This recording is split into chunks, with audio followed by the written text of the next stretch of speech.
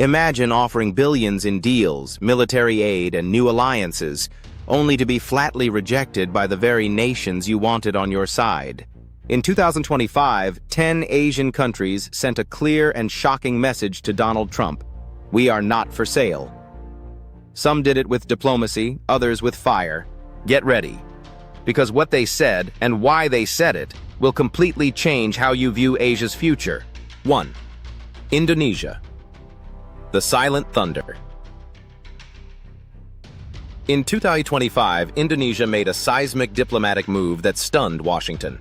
Trump's team came to Jakarta with an offer dripping in promises: billions in infrastructure projects, modernized military aid, and preferential trade deals. But there was a massive catch.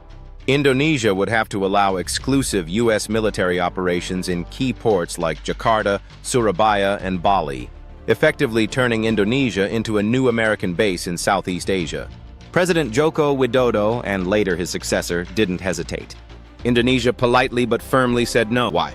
Because Indonesia has always prided itself on its principle of non-alignment, never being a puppet of any great power, whether the US, China, or anyone else. Accepting the deal would have shattered their foreign policy tradition and risked provoking China and other regional neighbors. Instead of bowing, Indonesia doubled down on its commitment to ASEAN unity and strategic independence. It quietly expanded partnerships with Japan, South Korea, and Australia, countries seen as cooperative but not controlling. Jakarta also boosted its investments in domestic military tech, signaling they would defend themselves on their own terms.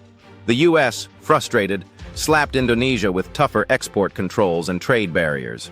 But Indonesia didn't flinch. In fact, its people rallied around the government's decision, seeing it as a proud stand for sovereignty. In Southeast Asia, Indonesia's quiet but powerful refusal became a symbol. Respect is earned, not bought. And in 2025, Indonesia reminded the world that even in the shadow of superpowers, a country with courage can chart its own destiny. 2. Vietnam. Sovereignty over everything in 2025, Vietnam didn't blink. When Trump's team arrived waving a shiny offer, $500 million in military aid, the world expected Vietnam to at least consider, but there was a catch too big to ignore. Cut ties with China and cede port control to American forces. Hanoi's response? A resounding no.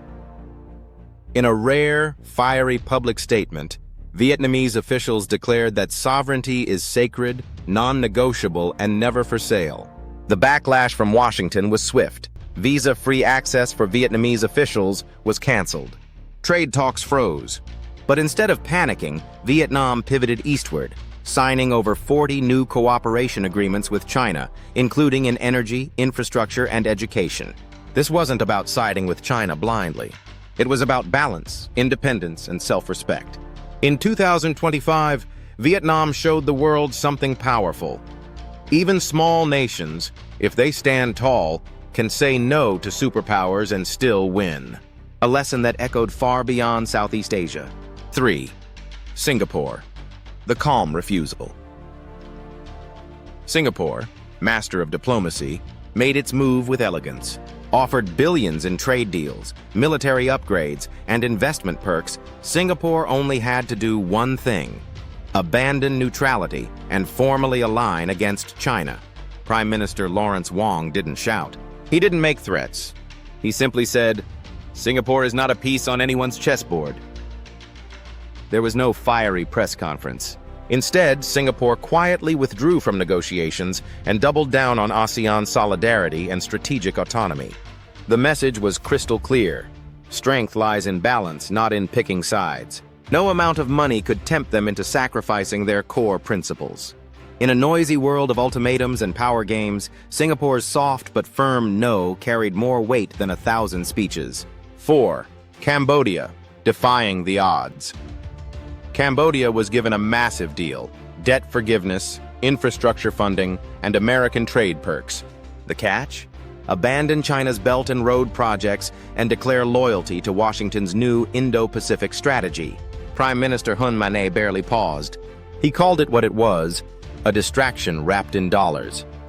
Instead of bending, Cambodia expanded Belt and Road cooperation with China, doubling investments in highways, ports, and green energy.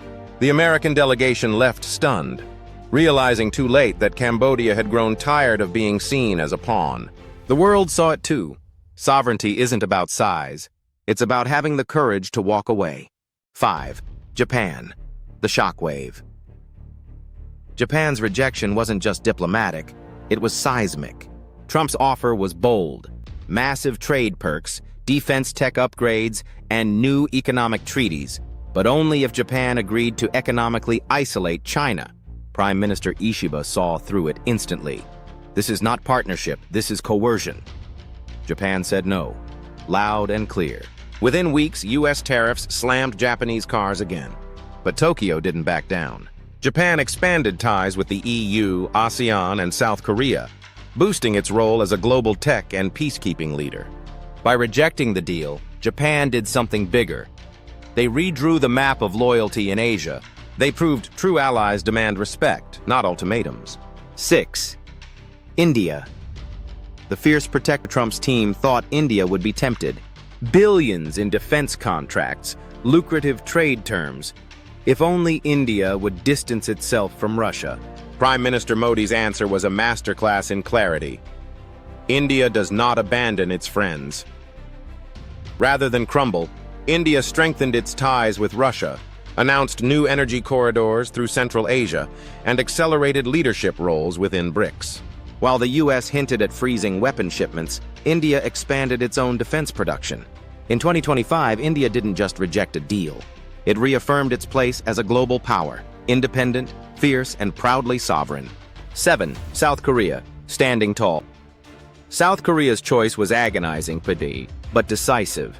Offered exemptions from brutal U.S. tariffs, all Seoul had to do was stop exporting advanced tech to China. For a nation whose future rides on innovation, it was a poisoned chalice. President Yoon Suk-yeol said no, fast and firmly. Washington retaliated by reinstating steel and auto tariffs. Seoul responded by turbocharging local innovation, opening new tech trade routes to Europe and ASEAN, and forging deeper ties across the Middle East. This was more than an economic decision. It was national pride, identity, and vision in action. South Korea's message was clear. We are partners, not pawns. 8. Malaysia. The swift goodbye. Malaysia didn't waste time. Trump's generous offer came with a hidden knife. Cut ties with China, politically, economically, and militarily. Prime Minister Anwar Ibrahim said no within days. Instead, Malaysia expanded partnerships in green technology with China, strengthened trade with Europe, and doubled down on ASEAN-led projects. The swift refusal showed Malaysia's growing confidence. You don't have to pick between giants to thrive. You can stand on your own. And Malaysia intends to. 9. Taiwan. Respect over hardware. Taiwan's rejection was quiet but monumental. Trump's administration dangled the ultimate temptation. Cutting-edge weapons, cyber defense tools, and expanded diplomatic recognition. But only if Taiwan allowed U.S. oversight of its defense strategy.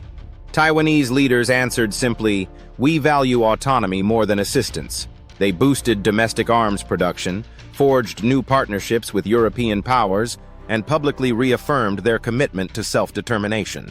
The rejection went viral across Asia. Taiwan chose dignity over dependency, and their citizens couldn't have been prouder. 10. China. The grand refusal. Finally, China. The biggest offer. The biggest rejection. Trump's team proposed lifting almost all tariffs, reopening tech ties, and fast-tracking China's entry into new global trade systems. All Beijing had to do? Abandon South China Sea claims, gut Belt and Road, and change its internal policies. President Xi didn't even hesitate. China will not be contained. Instead, China expanded BRICS, forged new trade corridors with Africa and Latin America, and pulled ASEAN even closer into its orbit. It wasn't just a rejection. It was a strategic realignment of the global order. In 2025, China proved one thing. You don't ask to sit at the table when you're already building your own. So now the real questions are, were these rejections powerful acts of independence or dangerous gambles with global risks? Which country's move shocked you the most? Comment below. Let's talk about it. And if you're serious about understanding the new global power game, smash that like button, subscribe, and stay tuned, because this is just the beginning.